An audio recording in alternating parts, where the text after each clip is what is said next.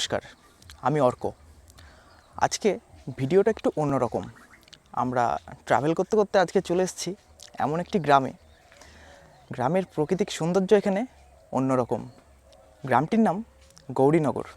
দেখতেই পাচ্ছেন চারিদিকে সবুজ প্রকৃতি, পাখিদের কোলাহল, তার মাঝে এত সুন্দর একটা পরিবেশ।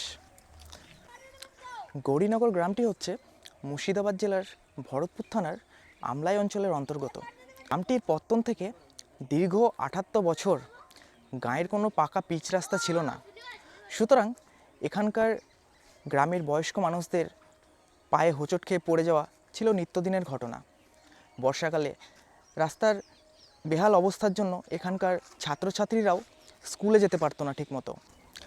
বর্ষাকালে গাঁয়ের গৃহবধূদের শাড়ি পরে হাঁটতে বেশ অসুবিধা হতো। কিন্তু দীর্ঘদিন ধরে এই গাঁয়ের মানুষের একটা আশা ছিল গাঁয়ের পাকা পিচের রাস্তা, যেটি এখন আপনারা দেখতে পাচ্ছেন এখানে। কিন্তু এই যে পাকা পিচ রাস্তা হওয়ার আগে যে বাধার সম্মুখীন হতে হয়েছিল সেটা আপনাদের কাছে তুলে ধরব। গৌরীনগরের গ্রামবাসীদের দীর্ঘদিনের দাবি ছিল গাঁয়ের রাস্তাটা, মানে পাকা পিচের রাস্তাটা। এখানে কিন্তু তখন এক হাঁটু কাদা ছিল। তো সেই দাবি তাদের যথাস্থানে পৌঁছচ্ছিল না। তো এবার গ্রামের মানুষরা সকলে একজোট হয়ে সবাই একসাথে দল বেঁধে তাদের অভিযান শুরু করলো। তার আগে জেনে নিই আমরা গৌরীনগর গ্রামের ইতিকথা।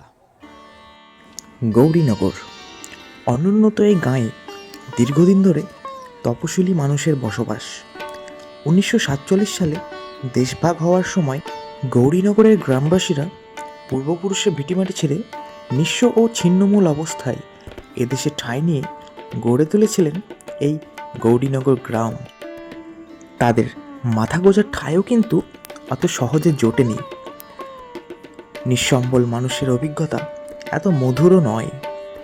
এলাকাটা তখন ঘন জঙ্গলে ঘেরা, হিংস্র জন্তু জানোয়ারের বসবাস। শোনা যায় স্থানীয় মানুষেরা হামেশাই চিতাবাঘ দেখতে পেত। হিংস্র জন্তু জানোয়ারের বসবাস ছিল ওই জঙ্গলে। স্থানীয় মানুষদের গৃহপালিত পশু অর্থাৎ গরু, মহিষ, বাছুর ইত্যাদির বিচরণস্থল ছিল ওই জঙ্গল। সেখানের ঘন জঙ্গলে কেটে তৈরি করা হয়েছিল গৌরীনগর গ্রাম। প্রথমে তালপাতার ছাউনির ঘর, তারপর ধীরে ধীরে মানুষের স্থায়ী বসবাস। গ্রামটির পূর্ব দিকে বাবলা নদী, যেটি ময়ূরাক্ষী নদী ও ভাগীরথী গঙ্গার শাখা নদী। নদীতে জল ভরা থাকে সর্বক্ষণ, আর তেমনি স্রোত। বর্ষাকালে এই নদী ভয়াবহ রূপ ধারণ করে। তখন নদী পার হওয়াটাও ঝুঁকিবহুল।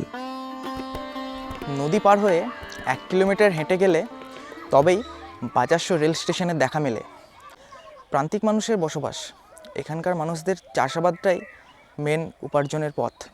দিন আনি দিন খায় অবস্থা।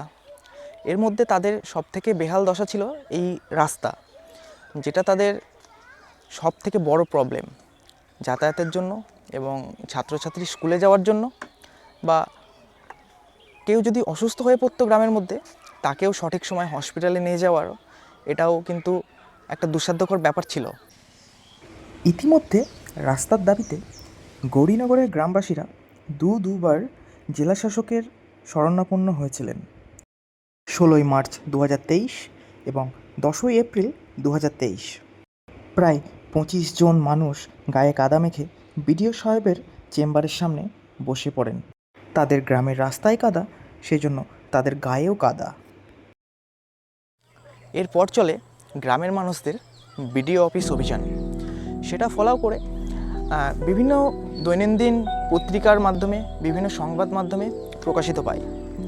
তারপর জেলা প্রশাসন আদা জল খেয়ে লাগে তার পেছনে, এবং বিভিন্ন মানুষের প্রচেষ্টার ফলে এবং বিশেষ করে গ্রামের ভূমিপুত্র তথা সাহিত্যিক শ্রদ্ধেয় দিলীপ রায় মহাশয়, তার উদ্যোগে আমাদের এই অভিযান সফল হয়।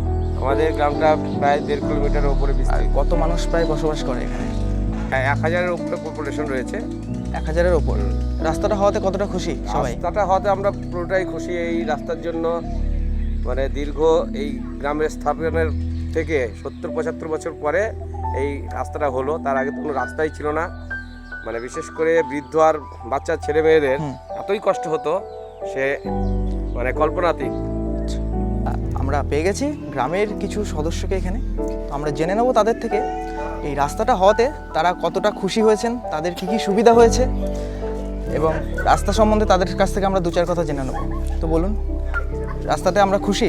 হ্যাঁ, আমরা অনেক অনেক খুশি, কারণ যখন রাস্তা ছিল না, ছেলে মেয়েদের স্কুলে যাওয়ার সমস্যা হতো, বয়স্কদের হাঁটা চলার সমস্যা হতো, ঠিক করে মানে অসুস্থ রোগীদের নেওয়া যেত না।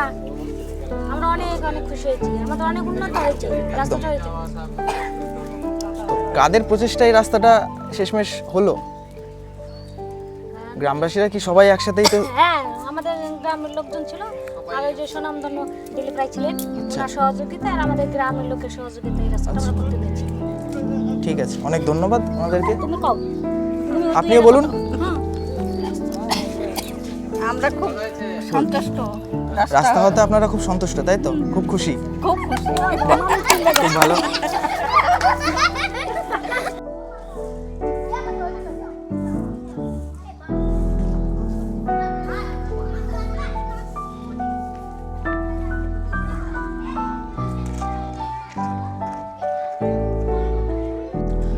বিশেষভাবে উল্লেখ থাকে যে জেলার মাননীয় জেলা শাসকের ইচ্ছায় মুর্শিদাবাদ জেলা পরিষদ রাস্তা তৈরির উদ্যোগ নেয়। প্রথমে টেন্ডার, তারপর এই রাস্তা 2024-এর শেষে মানুষ এই রাস্তা লাভ করে। বর্তমানে মানুষ পাকা পিচের রাস্তার ওপর দিয়ে হাঁটাচলা করছে, এটাই সকলের পাওনা। এই বলেই আজকে আমাদের ভিডিও এখানেই শেষ করছি। ভালো থাকবেন সবাই। ভিডিওটি ভালো লাগলে অবশ্যই লাইক, শেয়ার এবং কমেন্ট করে ট্রাভেল উইথ টু ইডিয়টস চ্যানেলের পাশে থাকবেন। আমি অর্ক, নমস্কার।